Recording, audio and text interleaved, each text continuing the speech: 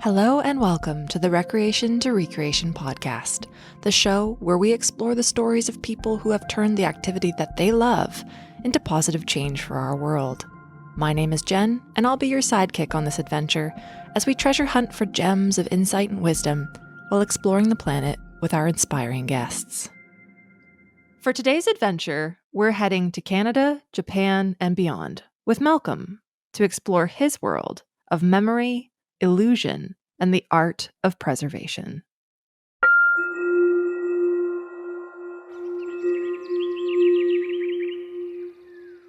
Hi, Malcolm. How are you? I'm good, Jen. How are you doing?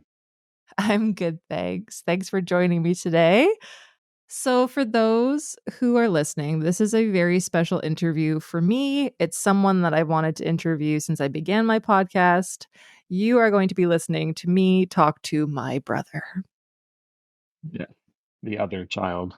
I've personally been looking forward to this for a long time, and he finally agreed. So, without further ado, Malcolm, I'm wondering if you can tell us where you are, what it's like there, and get us situated in your world.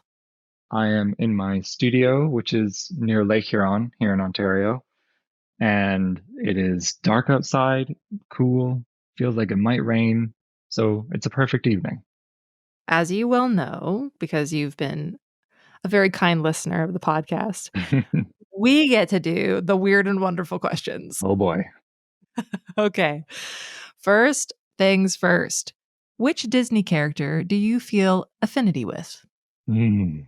There's a couple villains that I probably feel the closest affinity to, and I don't think that should reflect poorly on my personality, I hope. I've always really enjoyed the original Maleficent from the cartoon from the 50s. Elegant, thoughtful, a little strange, a little solitary.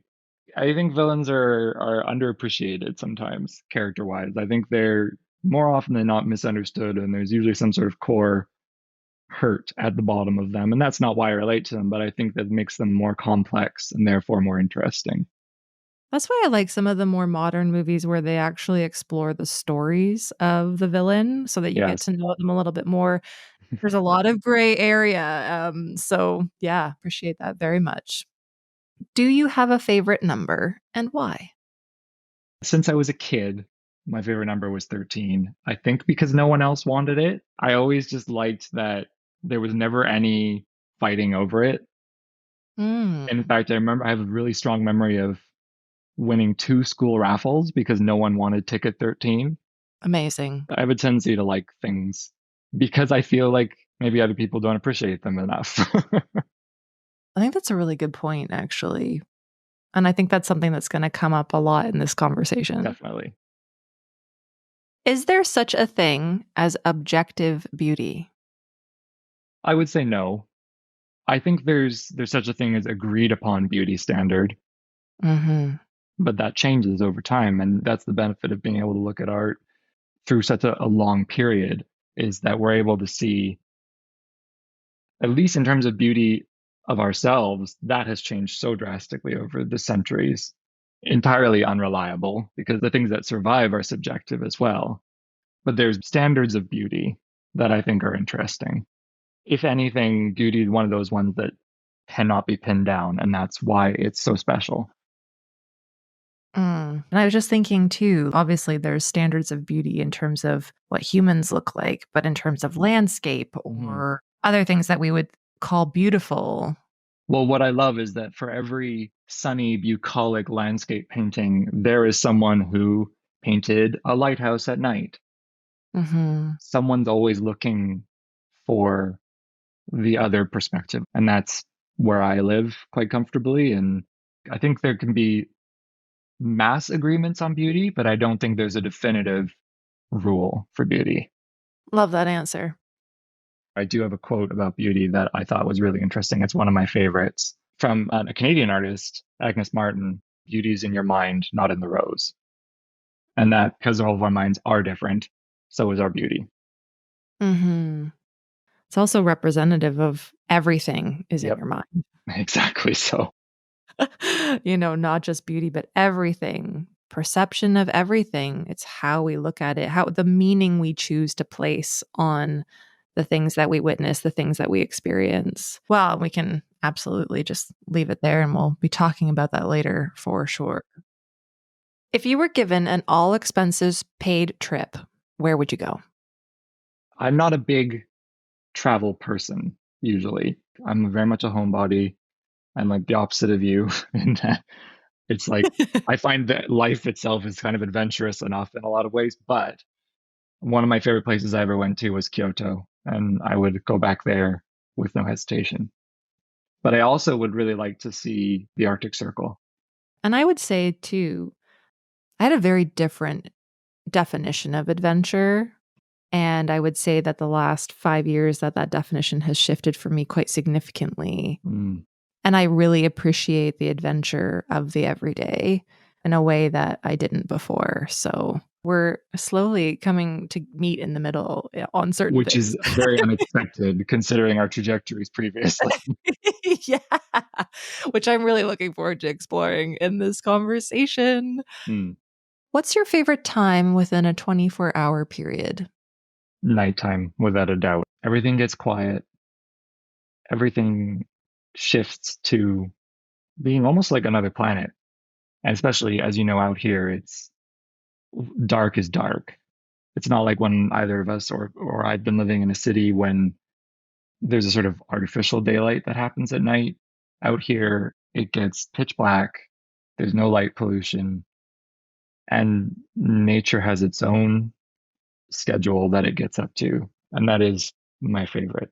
I like that it challenges my senses a little bit. It requires you to sort of open up your perception a little, listen a bit harder, look a bit closer, because I am sort of a person who is always doing that anyway. Enough stimulus quiets down that I can really appreciate the things I wouldn't normally appreciate. Yeah, for sure. And I mean, there's reasons why people seek experiences where one of their senses is dimmed so that Hmm. they have the other senses come forth. And I think that's why I like meditations that focus on the senses because you can basically welcome in each one and Hmm. experience them differently. My walks at night, I think of a lot like a meditation in a way, because it's just me and a path and occasionally an animal I come across. And that's not relaxing, it's not the right word. It's maybe contemplative. Mindfulness Mm. is living in a contemplative state, being present with what is rather than seeking what is not. You are out there doing your midnight walks, and I am. Very much asleep by the time I'm out there doing that. We always joke that Malcolm guards the cave at night, and I guard the cave in the morning. And then we occasionally have a crossover text before I go to sleep and when you first wake up. If you could change your name to anything, would you? And what would it be? When I was a kid, I really didn't like being named Malcolm because it felt like it drew more attention to me as maybe a bit more of an outlier, because when we grew up in Canada, Malcolm was really not a common name. And Mm. then when I moved to England, it was a little bit more common, but still pretty unusual. And you can't imagine the variations of spelling that exist. But now I have a hard time imagining something that suits me better. I guess maybe I've grown into it. Mm. I know I dodged a bullet with another with another baby name that my mom was considering. So I will take Malcolm and I will appreciate it for the rest of my life, I think. Okay, amazing. You have survived the weird and wonderful questions. Oh, that was fine. I was expecting way worse. I always like to start these episodes with a bit of an origin story. So, obviously, I had front row seats Yeah. to this entire show. Well, most Well, of it not the anyway. most of the show. I would love for you to share where you grew up and what were you passionate about growing up? Hmm. I grew up in London, Ontario, which is funny because then I ended up in the London namesake in England. I grew up in London, Ontario until I was, I think, 12. And then we moved to England. We were in Oxford at first, and I did the rest of my schooling there. And before graduating my foundation in art and moving to London, England to do my bachelor's degree in fine art there. And now I am back in Canada again, and I've set up my studio here. What sort of things were you passionate about growing up? It's kind of always been art, really. My mom talks about how quickly she knew that was going to be the area that I was interested in. It hasn't really deviated that far. I mean, I went through the usual phases that I think a lot of kids go through, where I was really interested in dinosaurs, interested in space. I was really interested in marine biology. I think those are the three big ones. But I think that also comes with realizing how expansive the world is at such a young age. Hmm. It's almost hard to fathom what is out there and what is available, and what the extent of our world that we knew as young children was such a small part of what else is out there. And I think that normal, healthy, universal exploration stuff, and of course, my interest in all of those things manifested in little mini artworks, Right. paintings or doodles or sculptures or ceramics or whatever. So it was always kind of going to be art. It wasn't just immediately obvious what final form that would take. Well, and I mean, is there a final form? Not really. I think you ask any artist and they're never 100% sure that they're going to stick with a medium forever. And I think that's just because we're always looking for the perfect way to express an idea, and Mhm. ideas are really hard to make corporeal. So any trick we can find, anything new we can experience, anything we can try and adopt or utilize becomes very seductive. When is your first memory of art and thinking that that was something that you wanted to pursue? I guess that would be at school when I think I wrote a report on an artist. I wish I could remember which one it was. I realized that that's all they did every day. Mm. And that was a mind blowing kind of experience for me. And of course, so many artists don't have that luxury and have to do all sorts of things to keep themselves able to make their work, or even able to be in the state of possibly making work, because there's no guarantee of production, but someone can still very much be an artist. But it was the idea that you could give yourself completely to it. And that was very attractive to me. And I think I must have been 8, and just being very fascinated with that.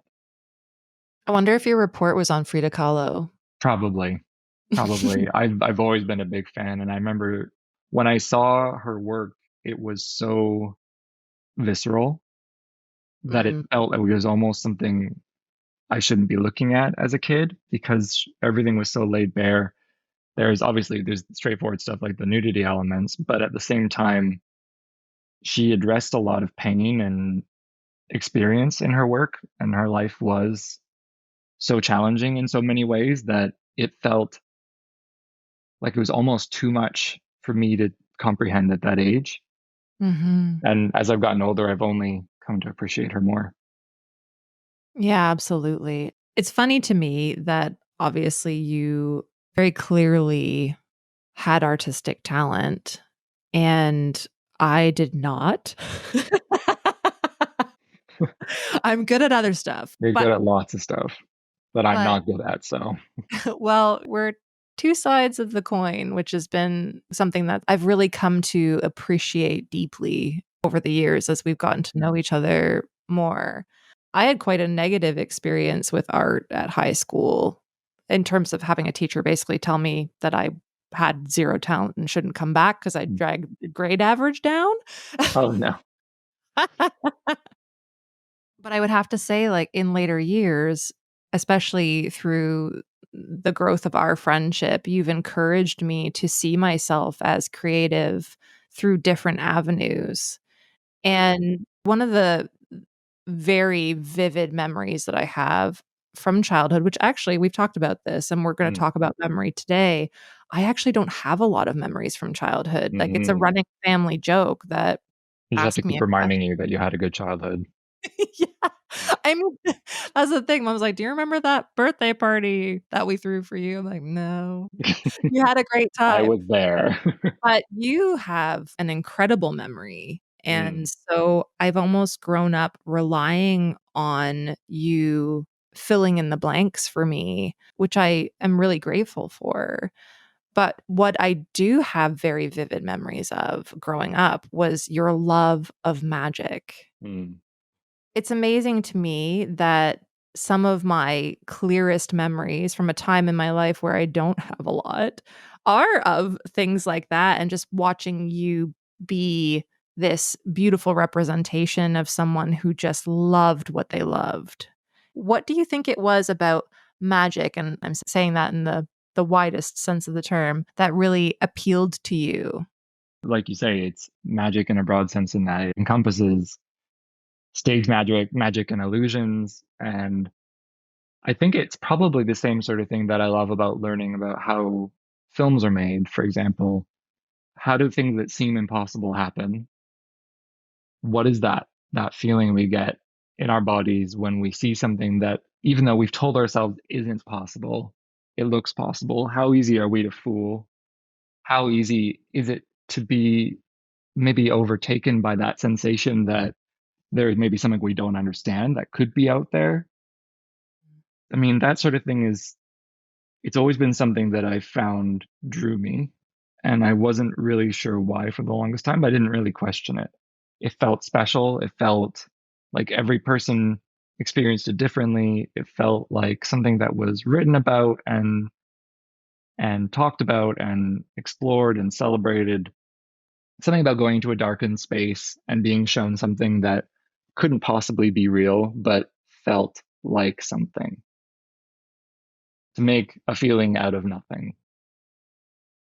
Well, and listening to you talk about that, when I go to an art gallery of one of your shows, that's exactly the environment you create. Mm. I think that that's really amazing to see that through line of something you were really passionate about. Usually, when I do these interviews, I ask, is it a forever and always, a light bulb moment, slow burn? Forever and always.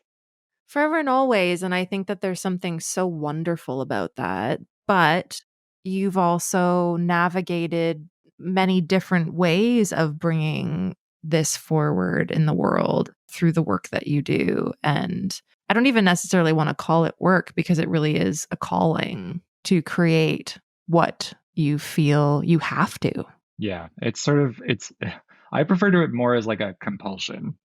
Mm. It's sort of an itch, or no, an itch sounds unpleasant, but it's more, you feel a urge to share that sensation or something that brought you to that sensation.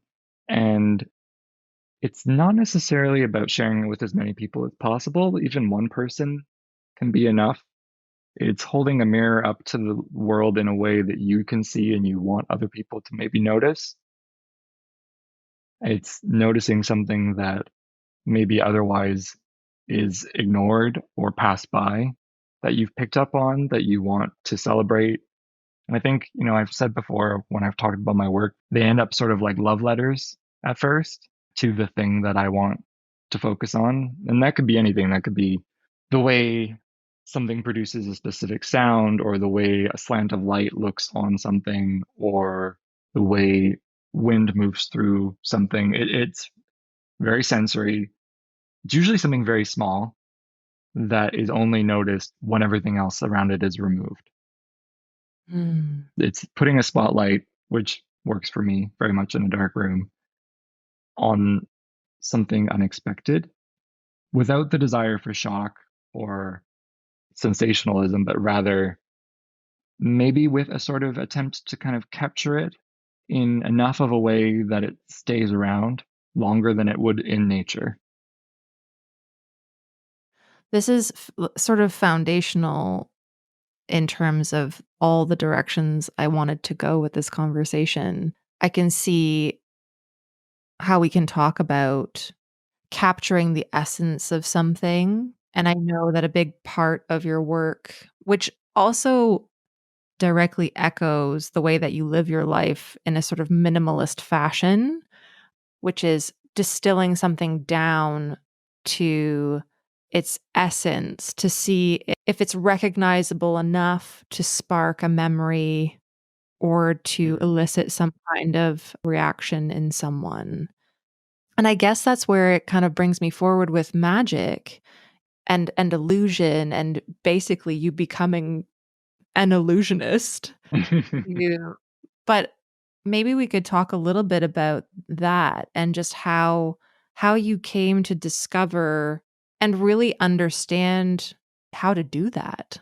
I spend the majority of my time listening to you talk about your work just in wonder because our minds operate in very different ways. I do want to talk a little bit later about how the time when we really did first bond over our shared work was in our reverence of nature and the preservation of it. Although we have very different approaches to that preservation, and I do want to talk about that. But before we do that, I would love to talk about this through line of magic and illusion and memory and why that's been so central. I think I see illusion as a method of recreating something externally that would otherwise just be in memory. So much of memory, like we think it's high definition surround sound kind of experience, and it's really not. It's fragments of things. That's where sort of the science element comes in for me, because obviously I work a lot with computers, but also I'm very interested in how the brain perceives memory and illusion because they're very similar. They're fleeting moments that we theoretically have to recreate to remember. And so the neuroscience of memory is really interesting to me. And I love the ideas of pattern recognition. I love the ideas of the ability to identify an object and how much information we need to identify that. And it's sort of the same thing you think of when you think of a ghost of someone. In your mind, when you think of a ghost, you think of either, well, there's the classic white sheet, but let's gloss over that. But mostly we think of sort of a translucent, shimmering form of someone. And I guess memories are like that, and we don't have the complete information. They're not necessarily set in stone. And so the ephemerality of it is appealing to me because I guess it's the most accurate way that you can present something like a memory is to make an illusion. And whether that's sophisticated, like a simulation, or whether that's really simple, like a trick of light with a mirror, it makes really no difference to me as long as it elicits the same feeling first in me. And then if it does that for other people, that's a bonus. Well, and it's really interesting because the last couple of episodes have been one with a musician, another with a poet, talking about creating something and you have an intention behind it. Mm. And how do you navigate that sort of letting go of something out into the world and letting people place their own perception on it when it's something that's so personal? Mm. Well, the letting go is the hardest bit, I think, because I don't think any artist has ever actually necessarily finished working on something. Mm. I've worked on things with more kind of commercial application where the deadline comes and you know that you could keep fiddling with it for a long time and you have to sort of make your peace with it. But I've been very lucky that that is mostly behind me and I don't really experience that too often now. In terms of other people's perception, for me, I can't speak to other artists or other creative people, but where I start is for me.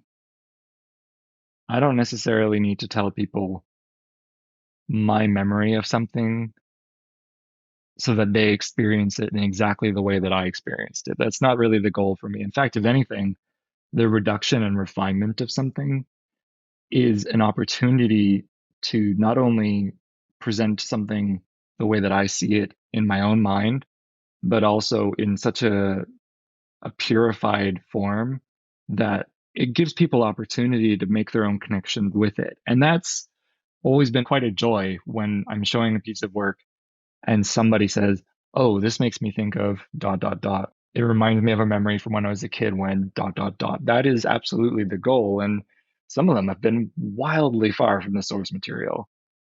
And I almost love those more because you don't know what's going to happen when you put it out there. That's the scary thing about it and the vulnerable thing about being an artist, I think, is putting it out there.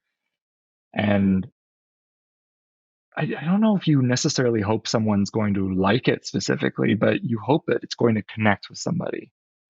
And the connection is the bit that I think is really important because I'm not a naturally social person in a traditional sense, but the most profound connections that I've made with people have been with discussing work. And I think that's part of why our relationship is so good, because I talk to you and I show you things before they're finished, and when they're Mhm. finished before anyone else sees them, and we have a great opportunity to react to things together. And I love watching you react to things because I know you come at it with a completely different tool set and memory set to me. I'm not looking to create something just from our shared memory. I'm looking to create something from my perspective. And I know you've seen things I will probably never see. And what it makes you feel won't be what it makes me feel. And I love that. And it means that I'm hitting on something that can maybe apply to more journeys than just my own.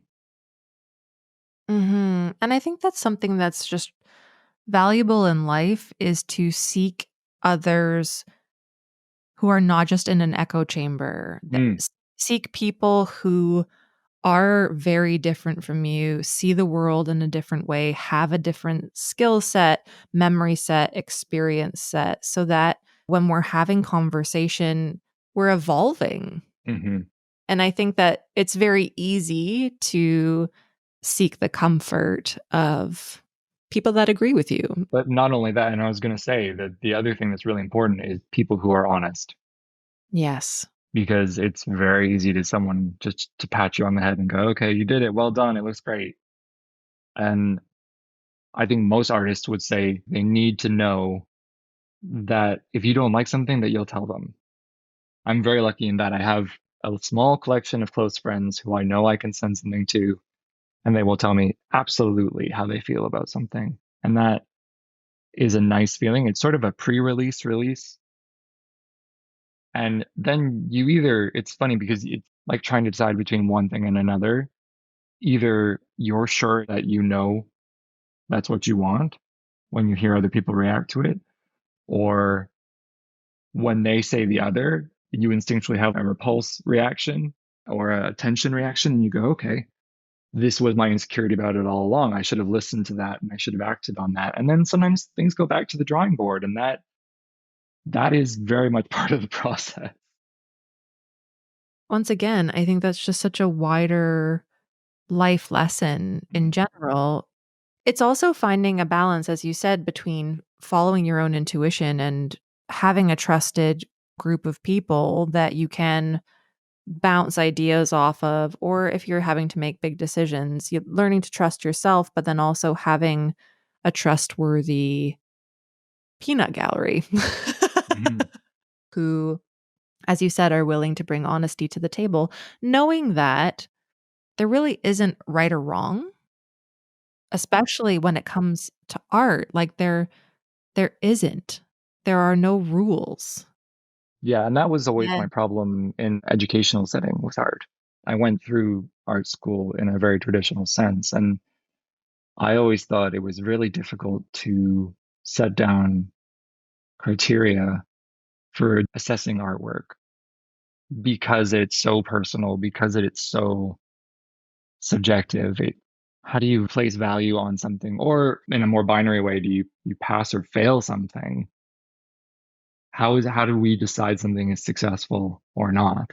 And when you realize that that group of five people, for example, who are deciding could be a completely different group of five people and give you a completely different reaction. This also echoes when we place value on things like nature. Hmm. Can we not just value it for its intrinsic value versus what else it can offer? Well, it's the sort of natural growing field versus the lawn, isn't it? We want our lawns to be very straight up and down and a very specific length, and we don't want any weeds growing in it, and we want everything to be lined up and well watered. We don't want any brown patches. That's very much against nature's nature. It doesn't want to do any of those things, and we're exerting an attempt at control over it, and although usually to our detriment. Mhm. And that's why I'm so pleased to see things like pollinator beds becoming so popular and naturally occurring gardens. And, while where we live, we're lucky that everything is, for the most part, very wild and very naturally growing. You have to cut out bits of grass so that you can get from point A to point B. But otherwise, what we have is a natural ecosystem that we are accepting as beautiful because I don't think we only see the beauty in it, we also see the function in it And that it's thriving without us, without without us without touching it. Our desire to control nature should not be part of our ability to make decisions around it. Yeah, Yeah. absolutely. I think some people have a hard time saying, okay, nature's just going to do what nature's going to do. That's a hard thing for some people to accept. It implies a certain amount of hands off the wheel Hmm. that some people are not comfortable with. But we are a component of nature. We are not separate from nature. So by trying to control it, just our own inability to accept what seems chaotic or natural. And that leads perfectly into what I hinted at earlier in terms of the first time that we really connected. We went very different directions, I would Hmm. say, with life. And for a long time, we didn't seem to be able to connect on much, which is fine. I look back on that now, knowing that everything unfolded perfectly. When I first really started to connect with you was when your work started being really informed by nature, natural cycles and systems, with a real focus on the preservation of nature, although very different from my approach, which has always been boots on the ground, present moment, raising awareness, or actually taking physical action to protect nature with the intention of preserving it for future generations to ensure that they're able to experience this incredible planet that we live on in the same way that we are so lucky to do so. And I remember almost like a light switch that went on when I was looking at your work, when I realized that we were both preserving nature for future experience, but in very different ways. I was boots on the ground, doing public speaking and going on expeditions and doing things in a way that made sense for me. And then I look over and I'm thinking, Malcolm's preserving the essence of nature for future experience. That might also have something to do with our perspectives on humanity. Mm.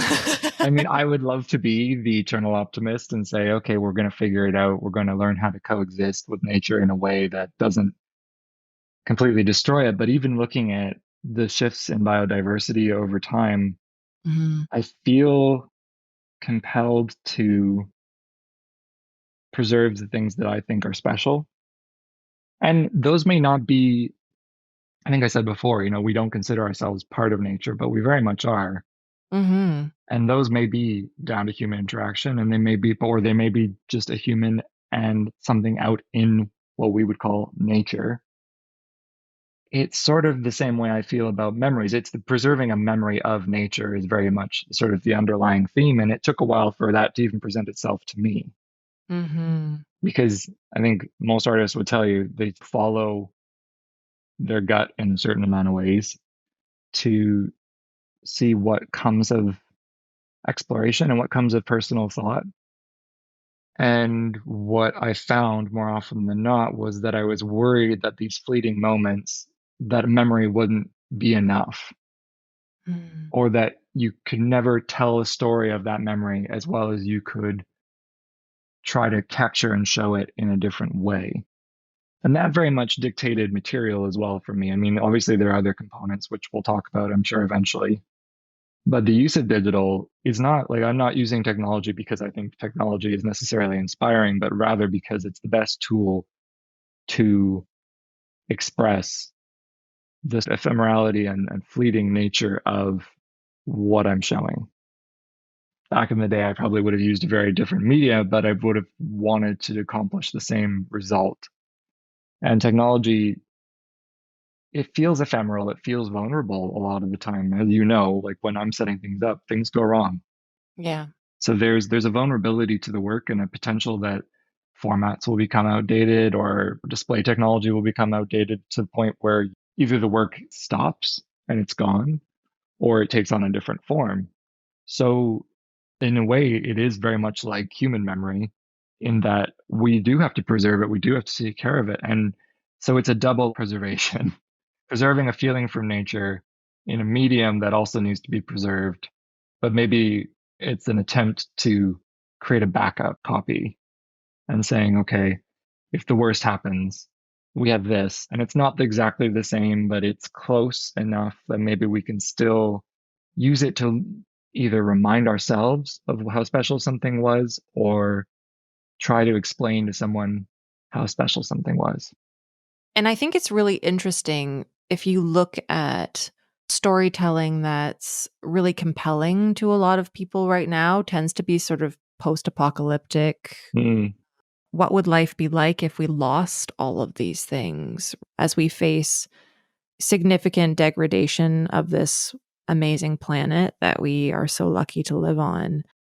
I'm sure that people are picking up once again that we're two sides of a coin in terms of I am the eternal optimist that we will find ways to live in harmony with nature. Now, that doesn't mean that I don't have to navigate really difficult emotions when I look at what's happening in the world.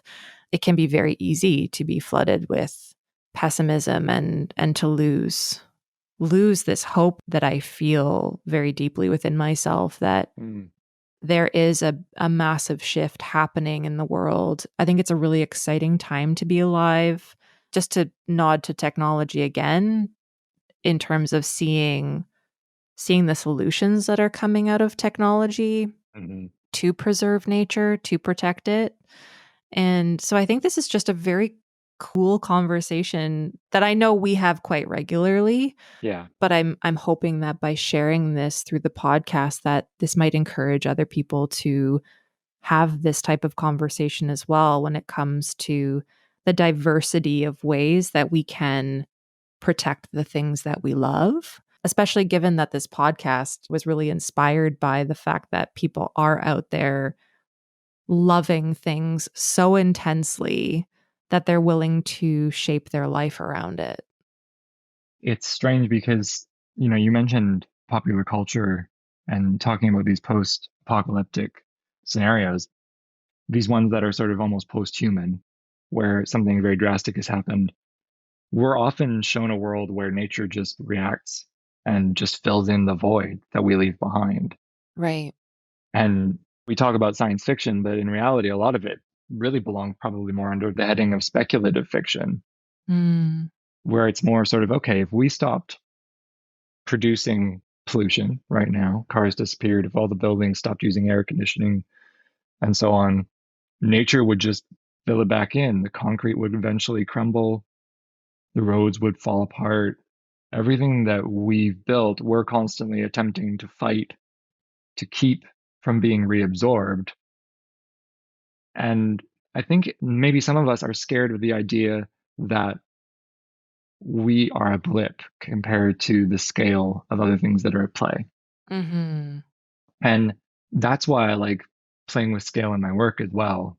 Sometimes you can feel really dwarfed by it, and sometimes it feels like it could fit inside the palm of your hand. And I think our scale within things is always very important. And that's certainly something I think about a lot when I'm making something is how do I want the person to feel in terms of how they absorb the work? Do I want them to feel dwarfed by it? Do I want them to feel like it's part of a larger beauty, or is it something that they could have missed that they would have walked by every day? Mhm. And there's a reason things crop up in science fiction, for example. It's a very comfortable way for us to workshop our anxieties about things, but also maybe to humble ourselves a little bit and to recognize that we're here for a very short period of time on a very small scale compared to everything else. And what matters to us in the moment will not mean anything necessarily to someone later.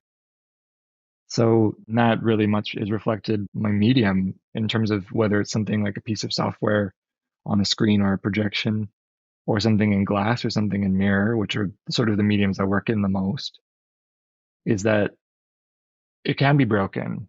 It is maybe more long term than a human would be, but Mm. still in the scale of nature, short lived. That makes that precious and worth enjoying and sharing and protecting. I just love listening to you talk about this. You know, I think there's a couple of really interesting points there. One is that we need to be very introspective with ourselves when we think about environmental degradation and our concerns about it. Is our concern for the health of the planet, or is our concern for the health of humanity and the future of humanity? Mm. And as you said, realistically, nature will take over. It was thriving before we got here, and it will thrive again in a different form. We don't think about the cycles that nature goes through. And there have been extinction events where life has been wiped clean and had to start over again for either some species or in some cases for most of the planet. We realize that we will eventually probably face a human extinction event unless we find ways to preserve ourselves, but the cost has to be aligned with that. I think this is why I really enjoy meditation and exploring meditation, but I find a lot of solace in feeling small, Hmm. in feeling like I'm just a speck of dust in the grand scheme. And I know for others that can be extremely overwhelming. If I think about expeditions that I've been on when I'm on the top of a mountain or I'm in the middle of the ocean where I'm closer to people on the space station than I am to people on land, that's when I feel most inspired, is when I Mm. feel infinitesimal. Do you think that's because it means that everything that you worry about in your day to day is nothing comparatively? Yes, absolutely, and that's something that I've been very conscious about with those trips, is understanding that Mm. I just have to get from point A to point B alive, whilst also delivering on what I set out to do, which is either to preserve something, to capture and communicate the need to preserve something. Mm. You know, there's always been purpose in my exploration. But I think actually, like I was talking about earlier, my definition of adventure has shifted so dramatically in the last 5 years. And that the greatest adventure I've ever been on has actually been going into my own head and better understanding myself. And I think that for me, you've really inspired me to go on that journey because this is something that you've always done. I lived so externally for such a long time. And I think that, and feel free to correct me if I'm wrong, but I think that you have lived very internally. And for me, the idea that I should just disappear into my own head, it's a different type of adventure. But as you said, going on those adventures was almost an escape of the everyday, and now I feel more brave showing up for navigating my crunchy emotions and things that happen on a daily basis than I do about climbing a mountain or crossing an ocean. Because we realize that those components are mechanical in a lot of ways. We know that if we do things a certain way, that we can do them. Whereas when it comes to things in your head, there there's not so many hard and fast rules that we can rely on. It has Mm. to be very much from your own angle of approach. Learning to map the inner landscape of your mind Mm. is definitely the most rewarding challenge that I've undertaken, and it's allowed me to be humbled in a very different way, Mhm. to live in humility every day, to just be grateful for being alive, not distracting myself from the presence of simply being, and changing my understanding of my value on the planet just being alive. Mm. I really wanted you to know that has been very inspiring to me in the last 5 years to realize I'm not catching up with you in a certain way, but I feel like I can better understand your journey now that I've been brave enough to do a little piece of it myself. I was thinking about like light and shadow and how, as we've gotten older, those lines have blurred much more for both of us, I think. Hmm. I've been more willing to explore my shadow side and do my inner work, which is something that you've always done. You've never shied away from just being yourself. And I remember you so vividly, you saying to me, I never felt like I had another option. So maybe that was a result of a lack of internal work, though. I worry about that sometimes, that I was just living on the edge of my feelings all the time. But then when you get used to that, it becomes a real gift. And I think it comes with any kind of sensitivity towards something. It's recognition that you are in a vehicle with as much information as you can absorb, but really you are on your own, doing the best with what you've got. And I think you tend to find that with people who would be maybe described as loners, or people who are a bit more solitary, is that they have done all of that because they're not afraid of being left alone with those thoughts, or they're not afraid of being left alone in the theoretical darkness and hashing out things that are in there. And I know in my mind that I can go to that place without feeling threatened or vulnerable or scared, because I think if anyone who's gone through much of anything in their life can say, you have to have things to measure your feelings off of. And I've watched you go off and have these incredible physical journeys, and they've comparatively terrified me. I don't see myself as somebody who could necessarily go on the sort of things that you went on expedition wise. I think I could do it, but I think so much of what my life is about being internal and about the quiet and the introspective, that it would be almost more of a challenge to do it with people. I know what my brain is capable of theoretically, and I know what I'm comfortable with, and I know how I would approach solving problems because I'm constantly solving problems. And I think any artist would agree with that, or actually anybody, to be honest, is that you are forever putting out fires in your own head before you have to actually do them in real life. Mm. And I find that very calming, thankfully. I've already played out every potential eventuality. I feel better going into the world. The benefit of doing, I call it the inner work for want of a Mm, better phrase, is learning to enjoy solitude and enjoy being with yourself, even when you're experiencing challenging things and challenging emotions, to learn to trust yourself, to know that you can navigate those things. And that's been the cool thing, is trying to find a little bit more of that balance. I would say that one of the hardest challenges is being lonely in a group of people. mm. At least I find that more and more, is that as I came home to myself, everywhere that I go, I am far better able to just be there. Yeah, it's interesting, isn't it? Because it's sort of, you get the occasional person who's like, oh, I can't be alone with my own thoughts. Mm. And that has never been a problem for me at all. I guess because I was never trying to fill the void to not hear them. Mhm. I've always kind of been in my own thoughts. And I think I'm hesitant to say that any one kid is more imaginative than another or more sensitive than another, because I think it all comes down to personal levels. But I was always very imaginative, and I was always mentally creating something.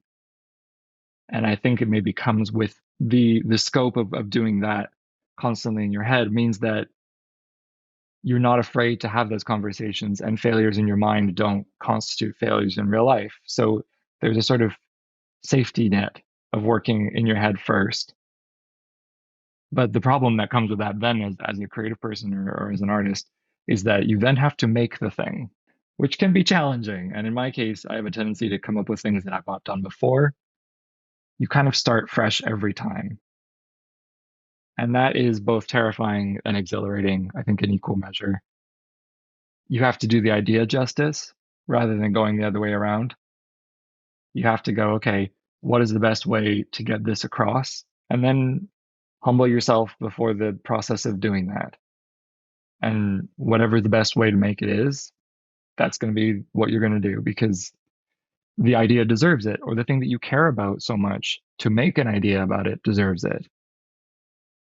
So I certainly am always trying to do the best from what I consider an internal workshop to suss out the things that I think are, in my opinion, either at risk or worth saving or worth capturing or worth honoring. And that's very much the process for everything that I make. Well, then I love your use of the word honoring there because I know that over the years there's been different things that have inspired you in terms of your process and your approach, not just your work, but your life as well. And I know that right at the beginning of the conversation, you were like, I'm not really a traveler, but you did mention Kyoto. And I know that Japan and Japanese culture over the years has certainly been a very big source of inspiration for you. Mm. And so I'm wondering if you might let us in on a little bit about why that is. I think at first it was an aesthetic connection. If you look at historical art from Japan, the identity revolves around the beauty of simplicity, the beauty of negative space, the beauty of maybe the unexpected. I think what appealed to me about Japan at first was the aesthetic that I'd experienced through historical art and film. And, that's not necessarily a realistic representation of Japan now, but there's certain pockets of that that have remained preserved. And I think that's maybe part of the culture that really resonates with me is although you have these incredible technological breakthroughs and it does feel more advanced technologically there, Mhm. that there is also this real respect for tradition and history and culture in a way that is preserved. And that may be a turn of phrase, or it may be a tradition or a ritual element of everyday life or a festival or anything really. But there is a reverence for past and there's a reverence for,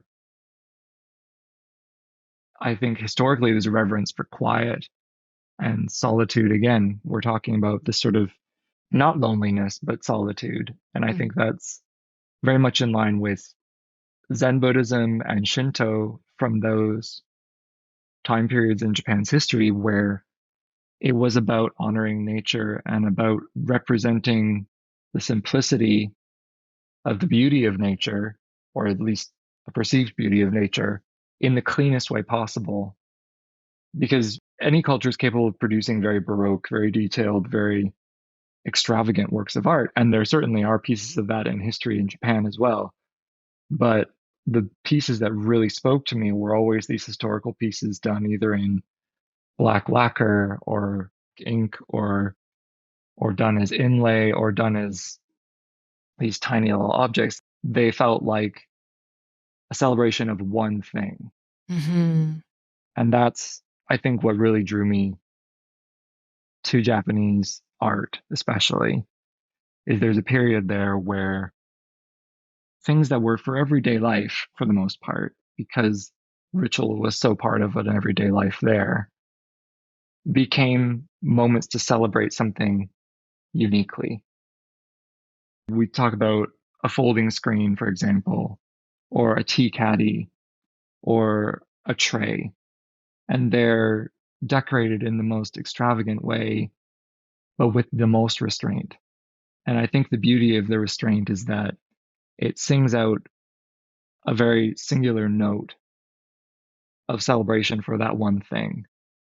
It makes it about the way the light plays on the water, or the way the wind captures a leaf. It's about those little tiny moments, and they're frozen in time in such a pristine way that I knew there was some, culturally anyway, some kindred spirits there with what I was attempting to do as an artist. And you see a lot of that when you get there as well. Although there is also parts like for Tokyo, for example, there's incredibly detailed and you're being bombarded with sound and light and noise.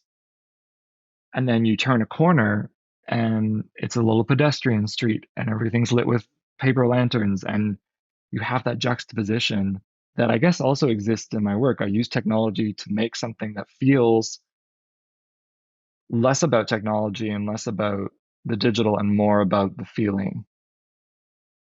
So even though they've evolved so far from their aesthetic beginnings, there is still a reverence for simplicity and the hand and the quiet that resonates with me still, and it keeps me coming back. I've obviously experienced your work, and I'm hoping that people who are listening will visit your website and maybe get a chance to catch a show at some point. But hearing you talk about that celebration of a singular note, it makes me reflect on past shows of yours that I've been to where I think that's exactly what you've done.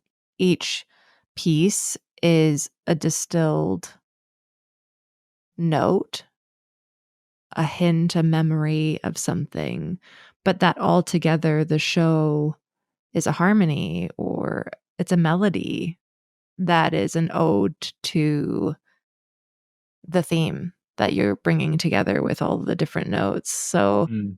that was a really cool moment for me to just listen to you say that, even though we talk every day, I and know, that's and we still haven't talked about that. So, yeah. And I mean, I think that's the beauty of these conversations too, and what process of starting this podcast has done for me is just asking things in a different way and deep listening so that we can all get to know each other a little bit better. How do we see the world? As we were talking about at the beginning, the perception, our perception is everything. the foundation of art is this desire to share perception.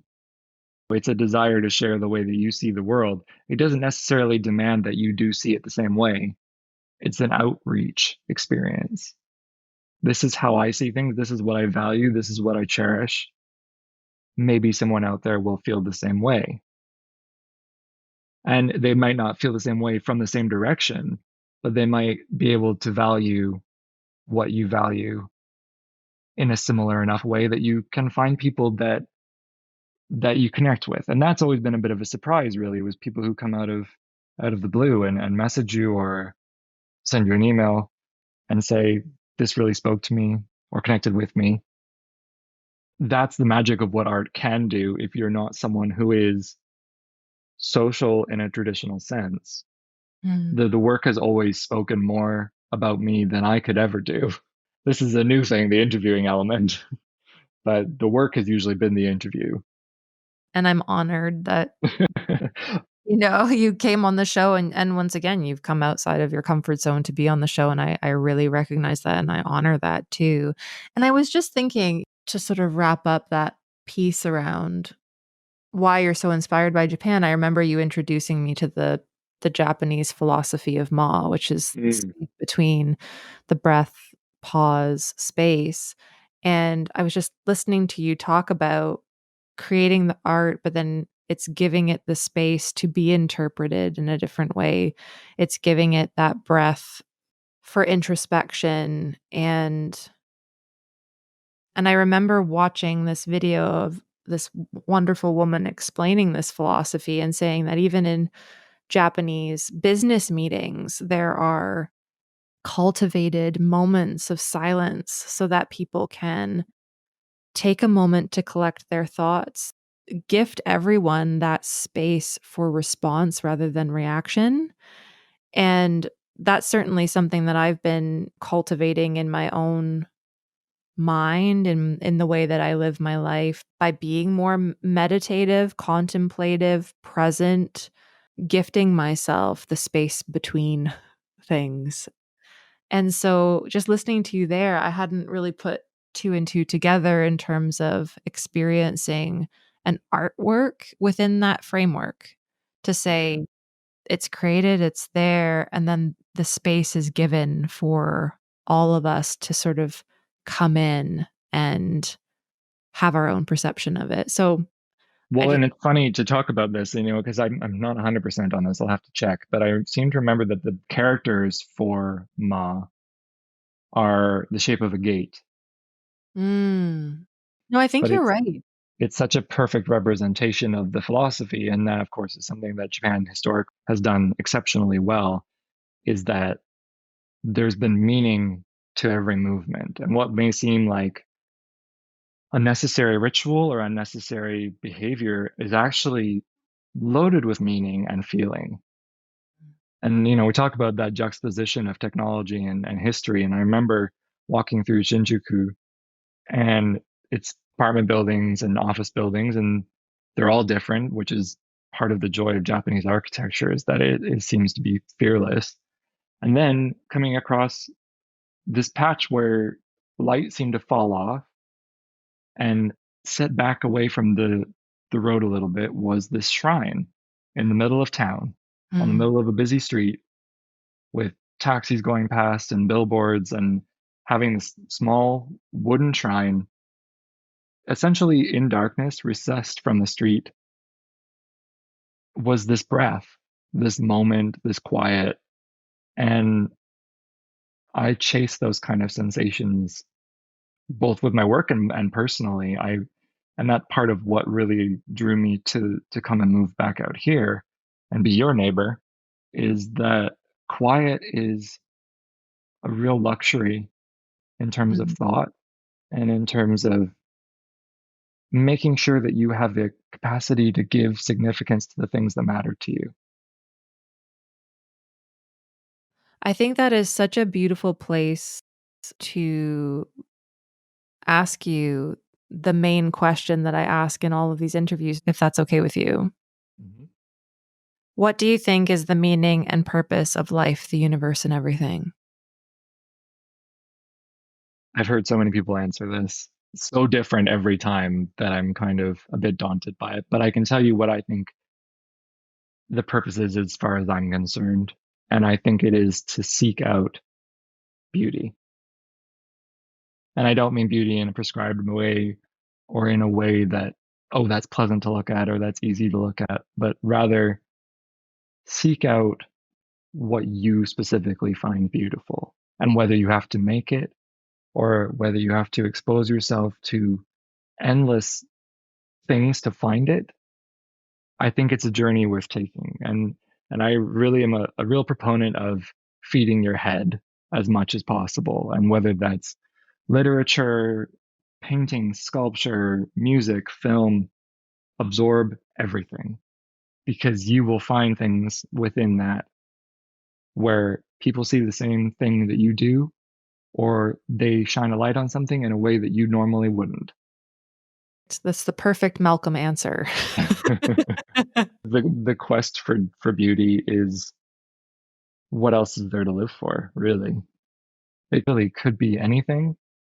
I think we prescribe beauty as a very specific thing when in fact it's sort of more synonymous with joy, Right. It's everywhere. and it takes all sorts of crazy forms. And allow yourself to be surprised by what you find beautiful. Yes, I love that. So before we wrap up, Mm. I would love if you can tell us a little bit about where people can find you and your work, and maybe a little bit about what's up next. Yes. So the easiest place to find me is either on Instagram. If you search my name, it's Malcolm Pate with an underscore on either side of it, or malcolmpate.com is my website, which has basically a portfolio on it if they want to have a look. If I have a show coming up, Instagram, I'll usually be posting about it and letting people know. Just working on new projects and excited to share new things with people. And before we end the conversation, you could tell us what cause you've chosen for the recreation donation this month. Okay, so I've chosen a cause that's called Spark, which is done through the National Gallery of Canada. And it's incredible, actually, because it's a conversation-based program. It's a free program, but it's designed for people living with dementia, Alzheimer's, and their care partners, which is something that is very close to my heart and lines up really well with my focus on memory. And I think it's important work. They talk to people about works of art in the gallery collection. So they try to have conversations about them, see if they're evocative for certain people, and then talk about those memories. And they also have recently launched a digital version where you can do something over Zoom, if, for example, if you're not able to get to the gallery. And I think that the more accessible that we can make art, the better. And I think the more, as I said before, that search for beauty, whatever shape that is, it's going to enrich your life. Thank you so much for choosing this cause. I think it's really innovative and I'm really excited to support it. And I know that you very kindly are going to match funding this month. So Absolutely. instead of $100, we've got $200 going towards this incredible group. I've watched programming around how powerful experience of music can be for dementia patients. And I think that doing the same with something like art, I mean, beauty in different forms, as you said, all different shapes and forms. I think this is a spectacular choice for this month's recreation donation. So thank you so much. My pleasure. So you have survived. You live. You live through this interview, Malcolm. Thank you so much for coming on the show. I am so honored that you sat down to have this conversation with me. And as always, I leave with so much to contemplate and just so much gratitude that I get to have these conversations with you every day. I can't think of anyone I'd like to have the conversation with more.